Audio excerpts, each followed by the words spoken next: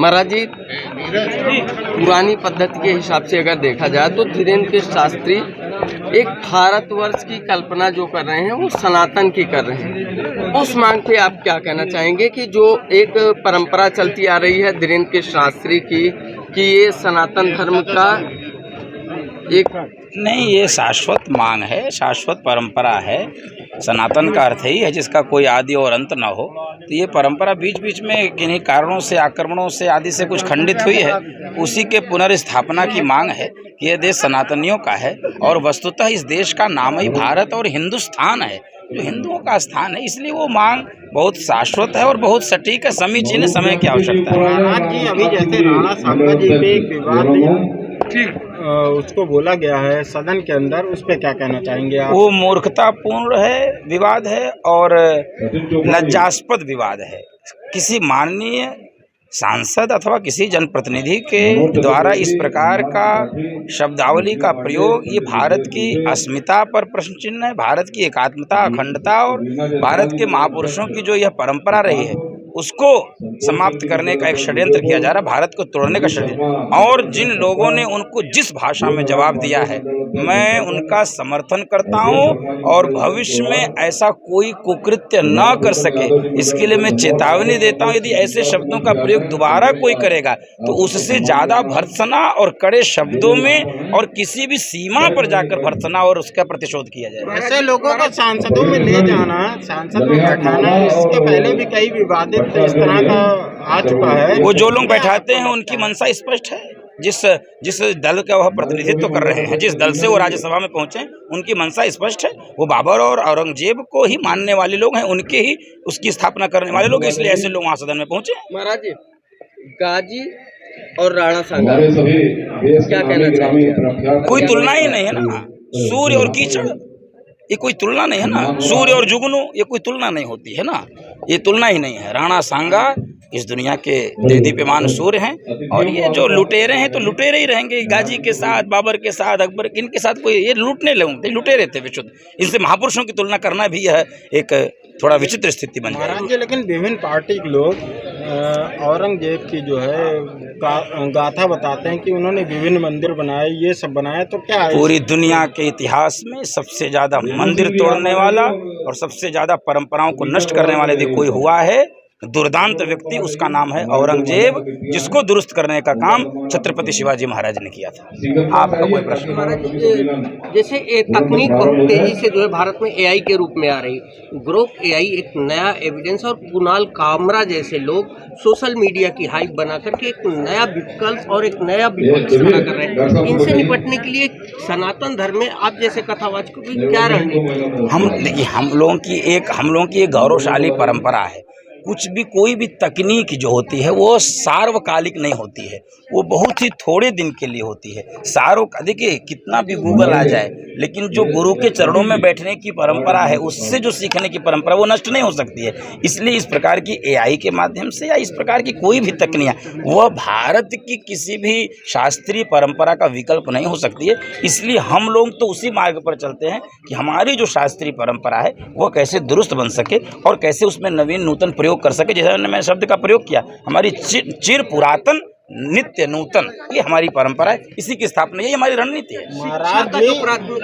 शिक्षा का जो प्राथमिक चरण है कहीं ना कहीं अंग्रेजी कल्चर और भारतीय विकास की तरफ भागता जा रहा है। तो ऐसे में शिक्षा में, प्राथमिक शिक्षा या मिडिल शिक्षा में बड़े परिवर्तन की मैंने सैकड़ों बार अपने व्यासपीठ से भी और ऐसे कार्यक्रमों के मंचों से बोला है, भारत की सामान्य शिक्षा हिंदी ही नहीं, भारत की जो भी भाषा है, बंगला हो, मराठी हो, गुजराती हो, असमिया हो, कोई भी भाषा हो, कन्नड़ हो, मलयालम हो, तेलुगु हो, इन भारतीय भाषाओं में ही भारत की प्राथमिक शिक्षा होनी चाहिए।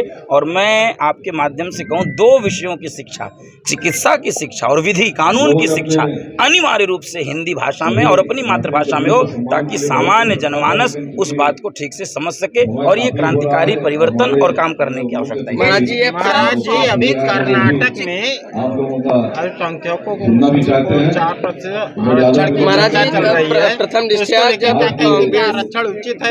एकदम आरक्षण अनुचित है, सबको विरोध करना चाहिए, इसका विरोध करना चाहिए। समस्या यह है कि भारत सरकार के दौरान जब विपक्षी दल किसी भी समय पे गवर्नमेंट के अगेंस्ट जाते थे कि ये संविधान के विरोधी हैं। संविधान के विरोधी नारे देने वाले ही मुस्लिम आरक्षण की बात करते हुए सुप्रीम कोर्ट के गाइडलाइंस का उल्लंघन करते हुए जाकर के एक मेमोरेंडम देते हैं और उसके बाद बिल पेश करते हैं। आपके प्रश्न में उत्तर छिपा है, आपके प्रश्न में उत्तर छिपा, यही उनका दोहरा चरित्र है जो सब देश और देश की जनता जान चुकी है। उनका दोहरा चरित्र है, मंच में कुछ और लंच में कुछ।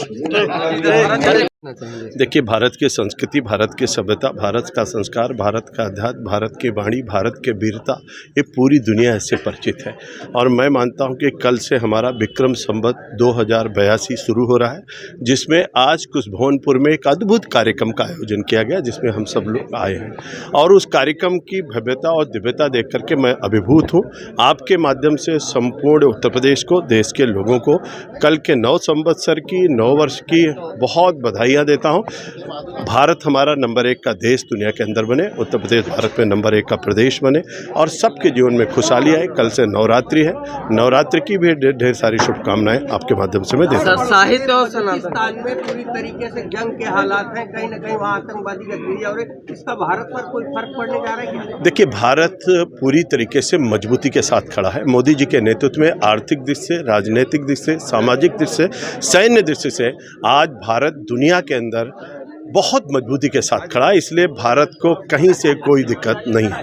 सर, साहित्य और सनातन एक पद्धति पे चलते आ रहे हैं। आज महाराज शांतनु महाराज भी आपके साथ हैं, इन्होंने भी एक स्टेटमेंट दिया है कि कहीं ना कहीं साहित्य अपने पद्धति पे आएगा, क्या कहें? नहीं, साहित्य और सनातन, विरासत और विकास, संस्कृति और संस्कार, ये सब हमारे आभूषण हैं और इनके माध्यम से ही भारत प्रगति करता रहेगा और दुनिया का नंबर 1 का देश बनेगा।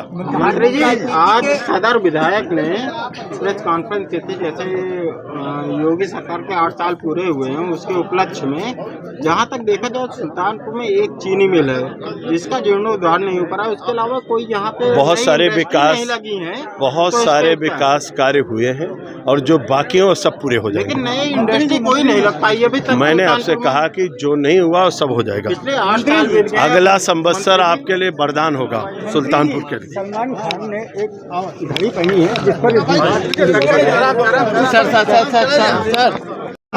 85,127 वर्ष पहले सूरज की पहली किरण जब धरती पर आई थी तो पहला होरा जो था वही दिन माना जाता है, सूर्य का हो रहा था। और वो दिन कौन सा था? वो रविवार था, यानी सृष्टि की रचना का दिन रविवार था। और इसीलिए सप्ताह का पहला दिन रविवार होता है और अंतिम दिन शनिवार होता है। संयोग से कितना सुखद संयोग है कि अंतिम दिन आज शनिवार है और कल पहला दिन रविवार होने वाला है।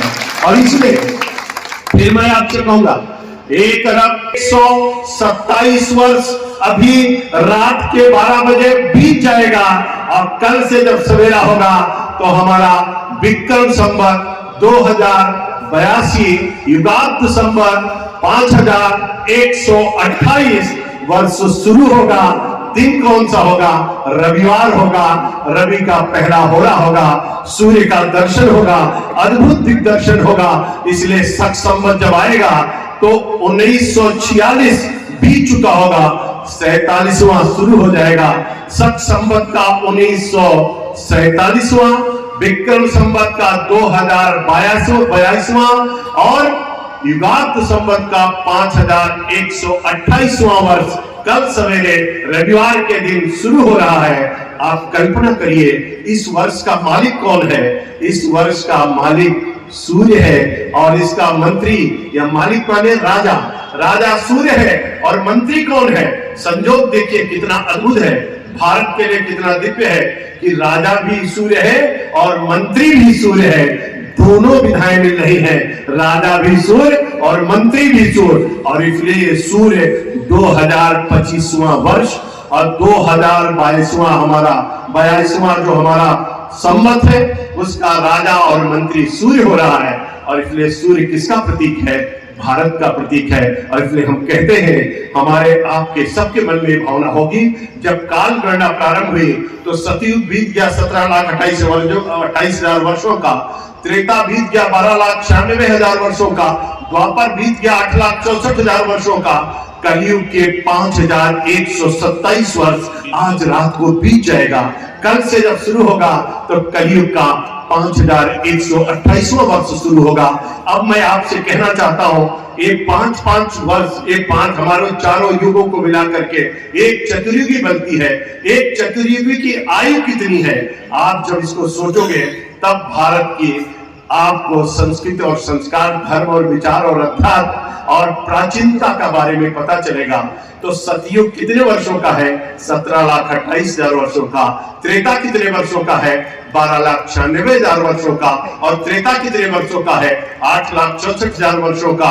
और कलयुग की आयु कितनी है? 4,32,000 वर्ष। अब आप इसको जोड़ दोगे तो कितने वर्ष हो जाएंगे? इनको चारों को जब जोड़ोगे तो 43,20,000 वर्ष होगा। 43,20,0000 वर्षों का एक चतुर्युगी बनेगी। और एक चतुर्युगी जब 71 बार होती है, हमारे यहाँ 71 बार चारों युग जब आएंगे तो एक मनवंतर होता है। एक मनवंतर की